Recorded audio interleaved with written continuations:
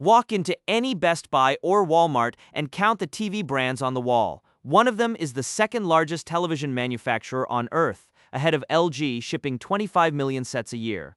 Most people standing in front of that wall cannot name its country of origin, let alone its founder.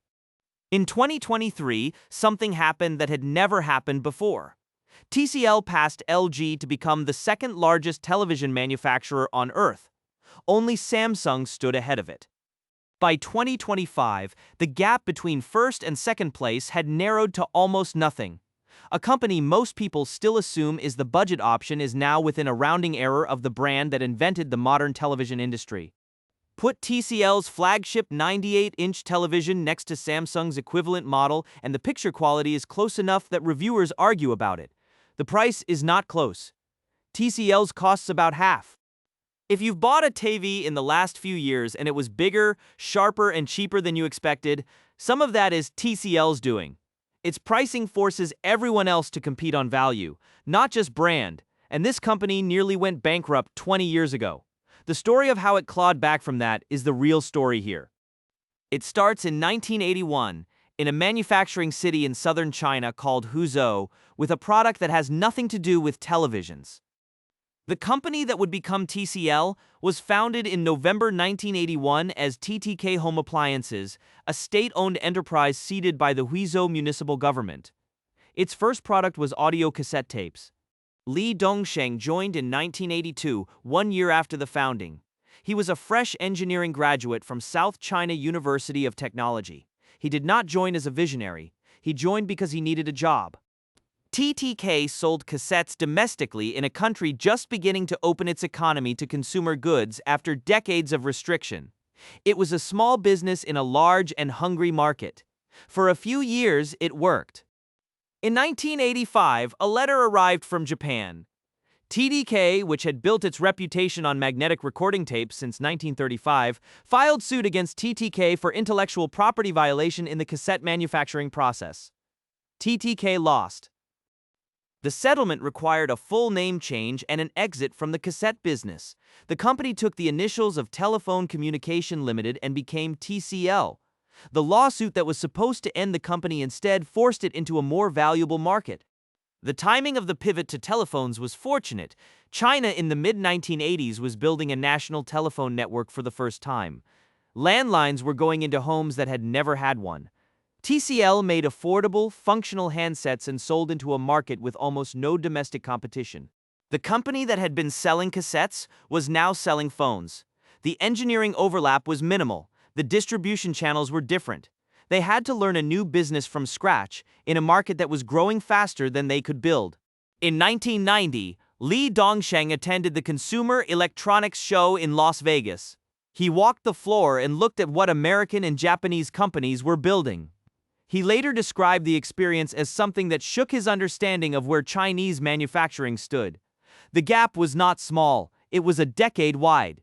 TCL launched China's first cordless phone in 1994, an engineering advance over the landlines they had been making. It sold well and it made something clear: the domestic market alone was not large enough for what Li Dongsheng had in mind. Li Dongsheng was named president and chairman in 1996. He was 39 years old. The company he was now running was a well-regarded mid-sized Chinese electronics firm. He had a different destination in mind. The Chinese color television market in the mid-1990s was a competitive war. Japanese brands controlled the premium end. Domestic manufacturers fought on price at the lower end. TCL entered through a joint venture and started building distribution into the cities that Japanese brands considered too expensive to serve. The approach was distribution depth before brand spending. TCL put salespeople and supply relationships into second- and third-tier Chinese cities that the established brands had ignored. The margins were thin. The volume was enormous. In 1999, TCL listed on the Hong Kong Stock Exchange and raised approximately $128 million. The money was directed at the next step. Being number one in China was not the goal. It was the starting position. By 2001, TCL was the top-selling color television brand inside China, ahead of every Japanese brand that had been building its China presence for decades. It had gotten there not by making a better product, but by being more committed to reaching the customer than anyone else.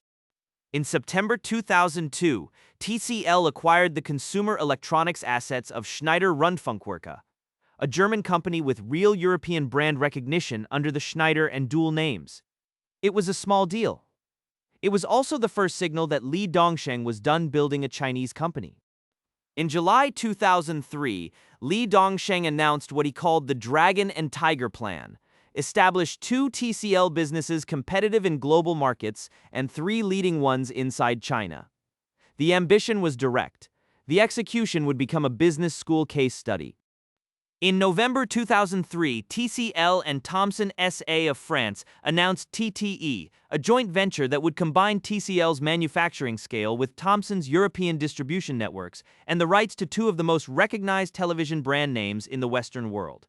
Those brand names were Thomson in Europe and RCA in North America. RCA had invented American commercial television in the 1930s and sold sets to American households for generations. The deal looked like buying decades of credibility in a single signature.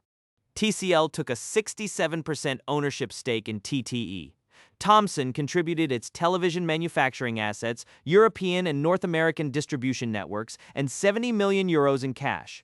Li Dongsheng was awarded the French Legion d'Honneur in September 2004, the highest civilian honor France offers. He was the first Chinese entrepreneur to receive it. TTE launched in August 2004 as the world's largest television manufacturer by volume, built on Thomson's brands and TCL's factories. The plan was to turn the losing North American and European operations profitable within 18 months. 3 months in, the internal report read, "The challenges are deeper than we thought." The core problem was a bet on the wrong technology, made before the deal even closed. TTE's combined product line leaned on CRT sets, the heavy glass tube televisions that had ruled for decades. LCD flat panels were already taking over the market, and TTE had no supply of the one component that mattered. The losses arrived on schedule and kept arriving. $100 million lost in North America and Europe in 2005 alone. Over €1 billion lost at the group level in 9 months. The share price fell with every report, and investor confidence fell faster than the share price. TCL had bought 2 famous brand names, Thomson and RCA, without buying the flat panel technology those brands would need to survive. Inside the company, Chinese managers running the only profitable division were paid less than the European staff running the losing one. By the time TCL wound the joint venture down, Li Dongsheng was giving interviews calling the whole thing a mistake, more than once in public. What TCL took from the TTE failure was precise. The missing capability was panel supply. TVs are screens. The company that controls its own screen production controls its own costs, its own quality, and its own ability to move when the market moves. Samsung and LG had understood this for years. Samsung and LG had each built panel manufacturing divisions decades earlier. That vertical integration was a core structural reason they dominated the television market. TCL had been buying panels on the open market at market prices with no insulation from supply shortages or sudden price spikes. In 2008, something almost absurd happened. Samsung Electronics, the company TCL was trying to compete against, started paying TCL to manufacture LCD TV modules for it. Imagine Adidas asking Nike to build its shoes. TCL treated the contract as a masterclass, not just a paycheck, and took notes on every process Samsung required. In November 2009, TCL announced a joint venture with the Shenzhen municipal government to build an 8.5 generation TFT LCD panel production facility at a cost of $3.9 billion. The subsidiary was named CSOT China Star Optoelectronics Technology. For context on what that bet meant, $3.9 billion for one panel factory, committed by a company that had just spent several years losing money on its biggest public failure. The Shenzhen government co-invested. Li Dongsheng approved it. Nobody had a guarantee it would work. In April 2011, TCL and Samsung signed a technology cooperation agreement.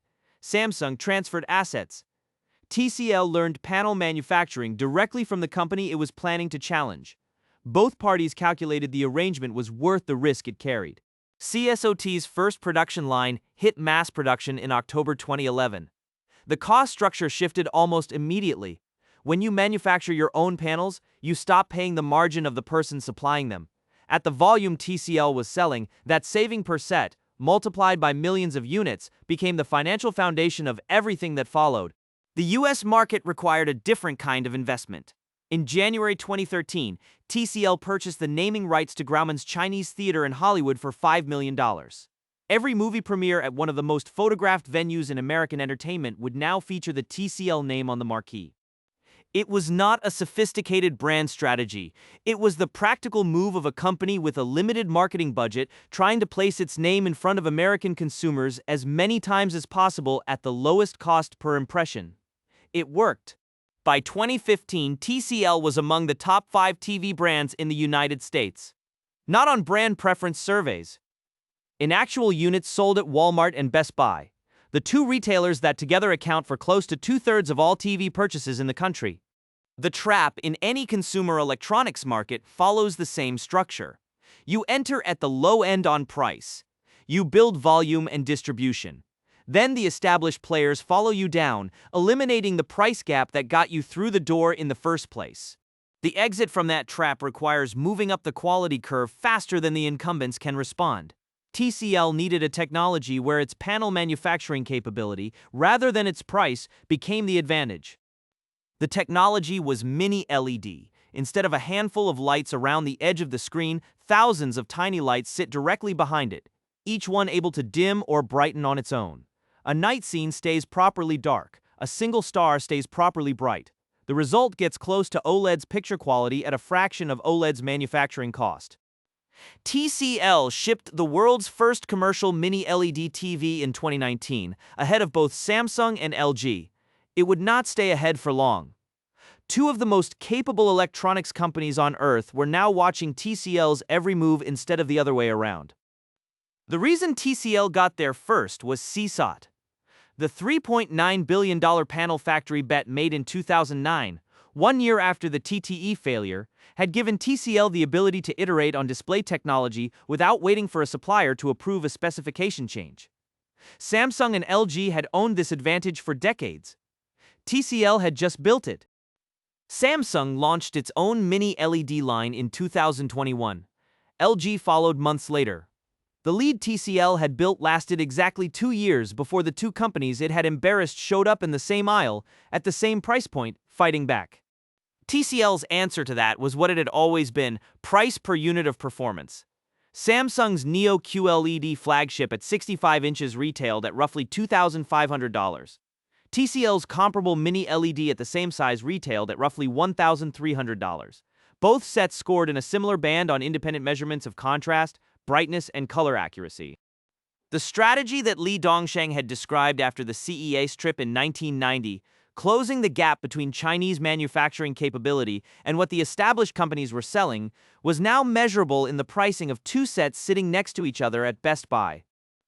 TCL also became the official TV of the NFL. The naming rights deal and the sports sponsorship together had moved the brand from the daytime talk show giveaway tier to placement at the event most Americans watch more closely than any other. The progression of those two marketing decisions is a timeline of how seriously the company was being taken. In 2022, TCL overtook LG in global television shipments. For LG, a company that had been making televisions since the 1960s and had pioneered the OLED market, being passed by a company that was manufacturing cassette tapes when LG was building its global brand was a specific kind of milestone to absorb.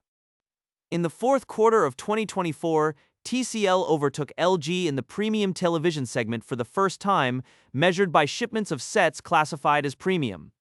A company that entered the US market giving away TVs on a talk show was now the second largest seller of premium sets in the world.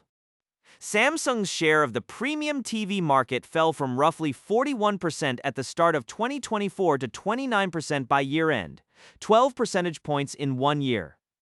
TCL and the other Chinese manufacturers absorbed most of what Samsung lost.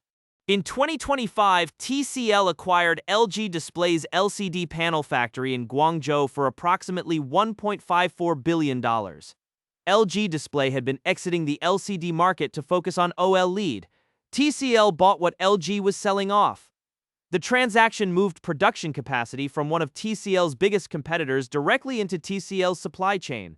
CSOT now holds over 56,000 independent patent applications worldwide, spanning LCD, OLED, and display technologies that do not yet have commercial products. In September 2025, TCL announced a $4.1 billion investment in a printed OLED factory in Guangzhou using technology developed entirely inside CSOT. Printed OLED is the technology that could close the last real gap. Normal OLED panels are expensive because the material is deposited inside a vacuum chamber, a process that wastes a large share of what goes in. Printing the material instead, the way an inkjet printer lays down ink, wastes far less. If it works at scale, OLED-level picture quality stops being the expensive option. The factory building in Guangzhou completed its main structure in April 2026, in a record 151 days from groundbreaking. TCL CSOT announced in June 2026 that printed OLED panels had cleared functional verification and low-volume production was beginning. The OLED gap they had not been able to close from outside is being addressed from inside. Li Dongsheng has been running this company in some capacity for over 40 years. He sat through the TDK lawsuit that forced a name change.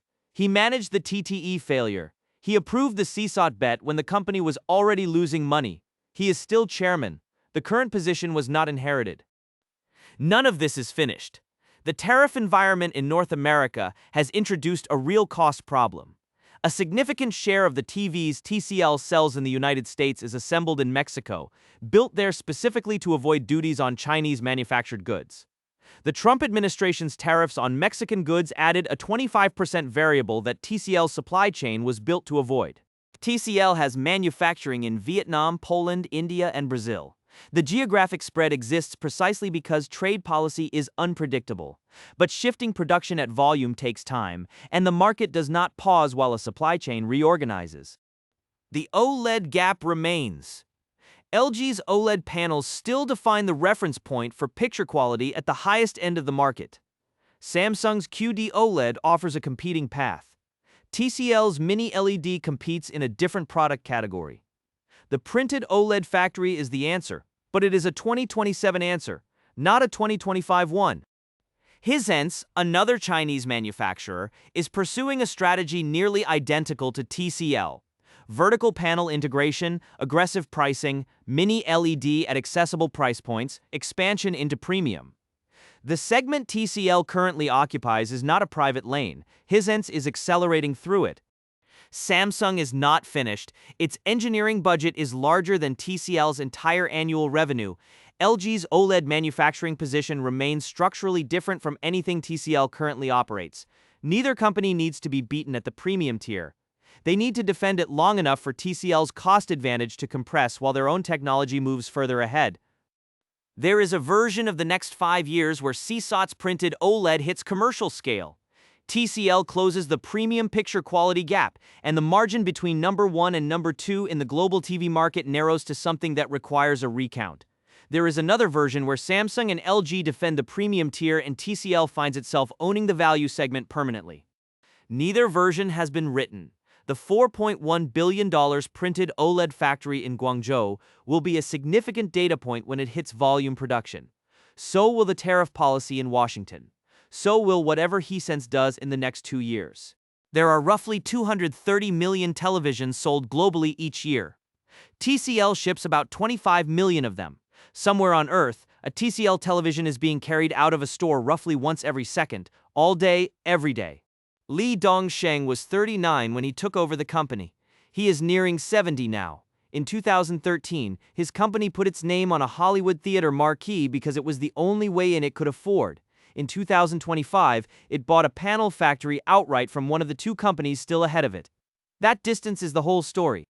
TCL now stands for the creative life, a tagline adopted in 2014. Before that, it stood for Telephone Communication Limited. Before that, the company was making cassette tapes and got sued for it. The name changed twice. What didn't change was a willingness to bet everything on the next step. Samsung is still number 1. By roughly 1 percentage point in unit shipments as of 2025. Whether that gap closes further depends on printed OLED yields.